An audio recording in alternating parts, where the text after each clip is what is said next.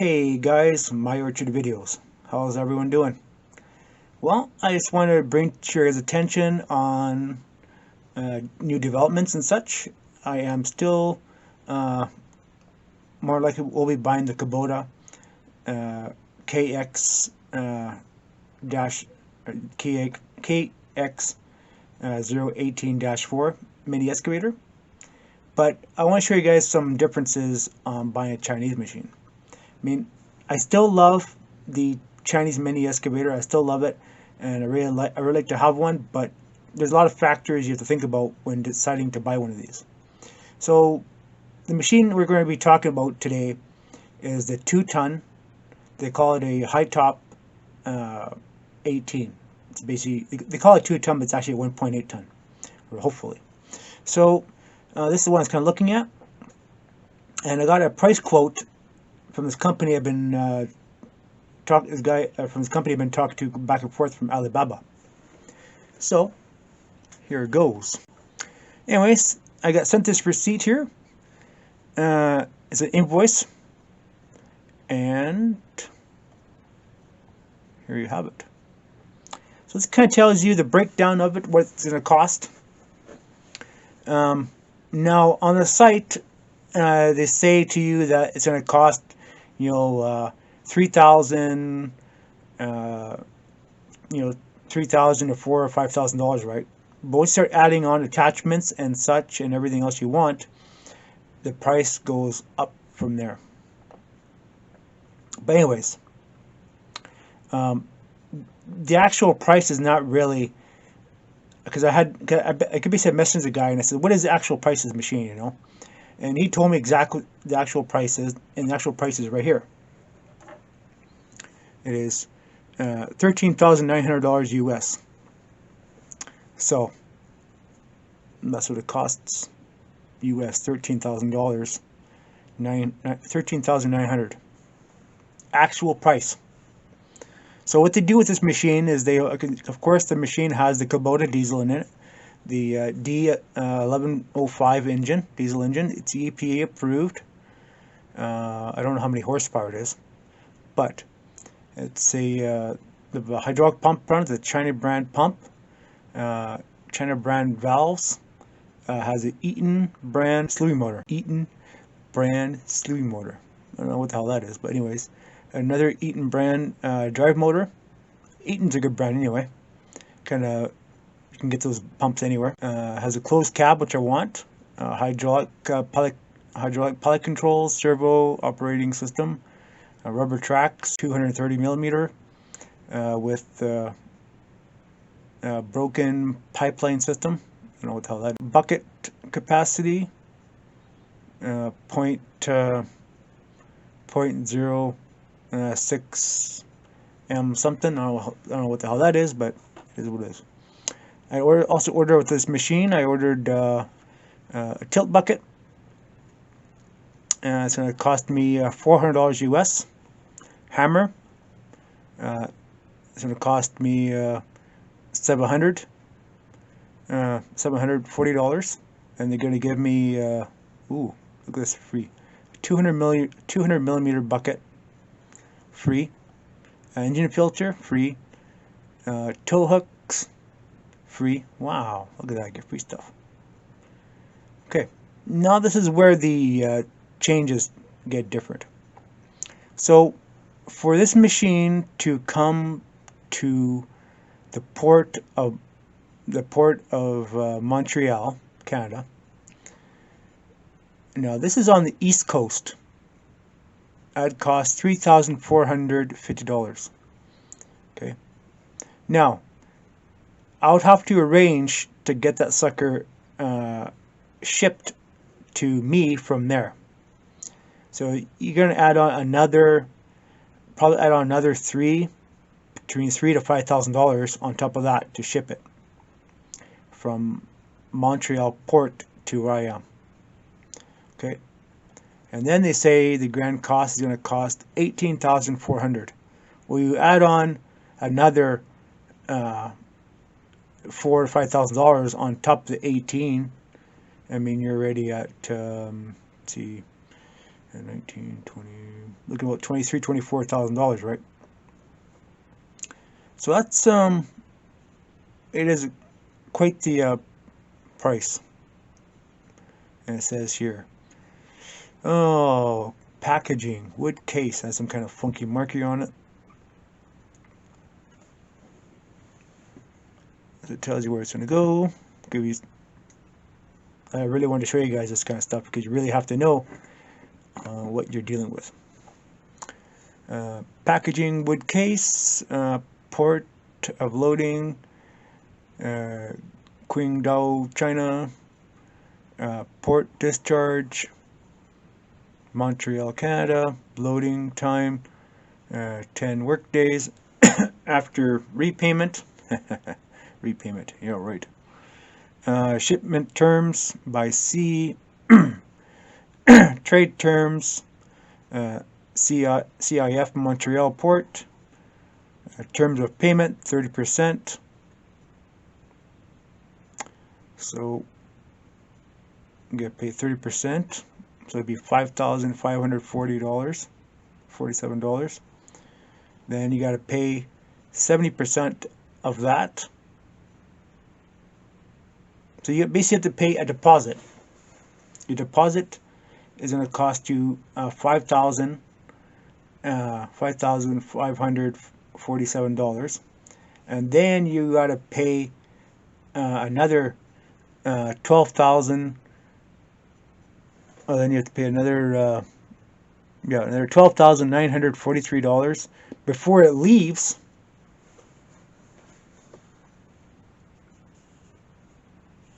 And then you pay you pay 70%. You pay that 70%, and then you pay the rest when it's delivered. So, if that machine never gets in your hands, you lost a lot of money. It's I don't know. It's just I don't know. It's just it's a lot of money, right? There's a bunch of mumbo jumbo here. Get paid to a bank, beneficiary, blah blah blah. So I don't know.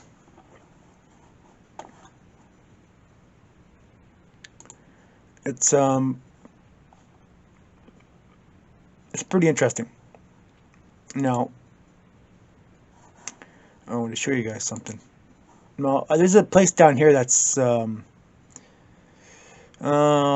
there's a place down the coast down here that sells these China brand machines, and for a 1.3 ton, it's not going to show up on the price here, but for 1.3 ton, it's $12,900.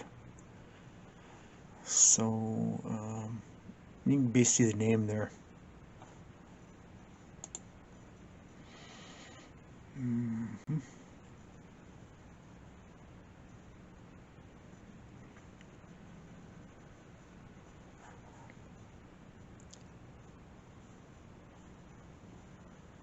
So the 2-ton machine here, almost identical but a little bit different, it would be costing here $26,999. So the moral of the story is that is it really worth it to lose 15 or, well, I mean, you're going to be losing quite a bit of money, right? I mean, you've seen there what it's going to cost you, right? So in reality, I think, I mean, if you live I think probably the best thing is if you're a business, you're buying 10 or 20 of these things, then and obviously you're taking the risk to buy them, right? But if you're just buying one machine, I think you have a higher risk of losing your money. And I don't know, it's for me, it's a big risk. It's a big risk to take for getting a good sized machine, right? And here, I mean, like I said, there's a place down the coast here for me, the Pacific Coast, that sells them. And the cheapest one they have is the 0.8 ton. And that one is $10,000. So, I mean, there's not really a whole lot of difference between the 0.8 ton and the 1.3 ton. There's not a whole lot of difference in measurements and size. You just pay more money just for a couple of extra kilos, right? And the 2-ton machine, well, I really like it, but it's very expensive. It, it's very expensive for what it is. So, but at least now you get to kind of see when you're ordering stuff, looking at stuff at Alibaba, you kind of have to figure out what it really costs, and you kind of scam you that way. I think they can really, I think the companies can really scam you if you're not careful who you deal with. You can lose your shirt quite easily. I mean, the evidence is in the pudding, right? You kind of see there what the figures are, and I mean, just it's mind-boggling to know that you can lose that money in a flash, and then you're out that kind of money. Then what? So, for me, I'm still going to go with the Kubota because it's just the right thing to do. Like, I know that the Kubota mini excavator is a lot of money, and a lot of money for me to pay, and a lot of money for anybody really. For a mini excavator, be paying, anywhere from, $35 right to $47,000. But for a brand new machine from a dealership you can trust, and it's either near you or a few hours away, right? And for me, this machine is what I want and the size I want. 2 tons of basically all-around good machine. I mean, if you're gonna be pulling out, if I'm gonna be pulling out big giant stumps or whatever, I'll use my backhoe, right? But for stuff I want to do, the 2 ton is plenty. Like anywhere from basically 1 ton to 2 ton is perfect for what I'm doing, right? So the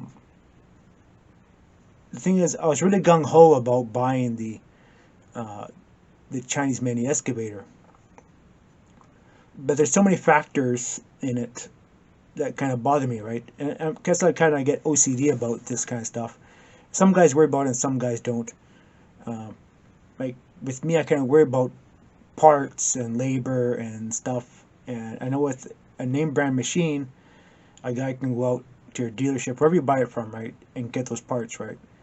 And buying a Chinese machine, it can be just the smallest little part that breaks, right? And then like the thing is, you can't really go to your dealer because the place where you bought the machine from may be 4 or 5 hours away, and you can't really go to get those parts, right? So you have to sit on your thumb until you order some parts to get the machine up and going again. If you buy something name brand, say if you bought the machine in your hometown or another town away or an hour or 2 away, you get the parts and you're back home again, you're ready to go, right? Instead of sitting on your time and wasting time. Instead of sitting on your thumb and wasting time, right? So I'm just got really on the fence on it, and I'd rather just stick with the company I know of and kind of trust. So I'm pretty happy with the quality that I've gotten from Kubota since. So anyways, just a little chat and rant, and I just wanted to show you guys exactly what you can expect when you're thinking about buying a Chinese mini excavator from Alibaba.